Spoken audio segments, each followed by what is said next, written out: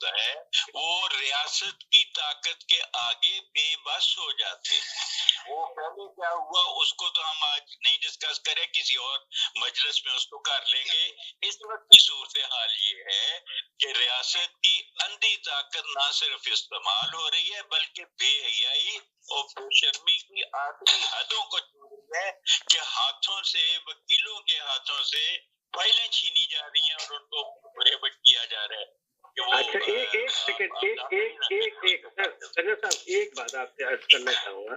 जो हो गया माजी में वो भूल जाइए, ठीक है?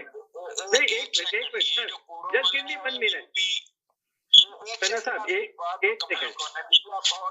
आपको ऐसी मेरी कोड़ों वाला मैं बताऊं कि उसका मैं सिस्टमदीद हूँ।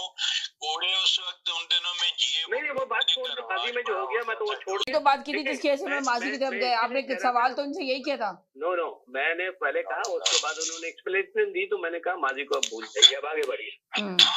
तो माजी को भूल जाए, अब आगे बढ़ने। अब मैं ये उनसे सवाल मेरा ये है कि आज पीटीआई के साथ कुछ हो रहा है, वो आप कहते हैं कंडम है। कल अगर आप गवर्नमेंट हो और किसी और के साथ यही होगा मामला, तो आज आप वादा करें कौम से कि आप उसकी मजम्मत करेंगे। जी, आपकी बात दुरुस्त है, मैं भाई से बहुत मुतफिक हूँ। देखिए, मैंने वहाँ पे मैंने जो वोट लेने हैं, मैंने वहाँ पे एक पीरियड गुजारा है एज अ जिला नाज़म, और जिला नाज़म एक बाख्तियार सियासी था जन मुशर्रफ के वक्त में, ओहदा सियासी होता।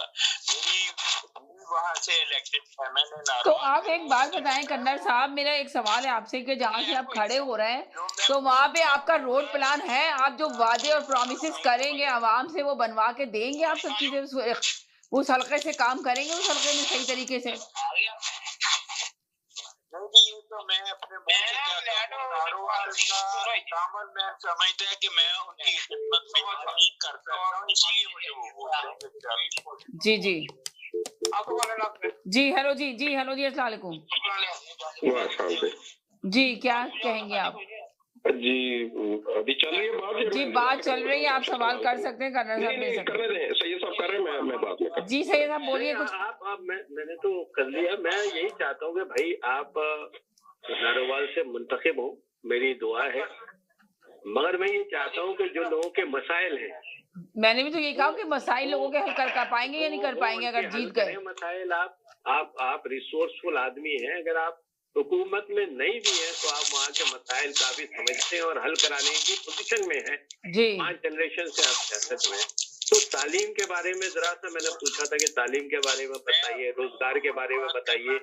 और भाई नहीं लगता, लेकिन अर्ज करूं कि मैं वहाँ पे एक टेन्योर गुजारा हुआ एज ए डिस्ट्रिक्ट नाज़म। हमारा जिला ना सिर्फ सरहदी है बल्कि दरे रावी है, उसको सरहद को मुतय्यन करते हैं नारोवाल के अंदर। मैंने वहाँ तक सड़कें और बिजली पहुँचाई है जो काबिल तसव्वुर ही नहीं थी। वहाँ के लोगों के रहने वाले जो हैं वो समझते ही नहीं थे कौन तक पक्की सड़क या बिजली वगैरह उनके गांव तक आ सकती है।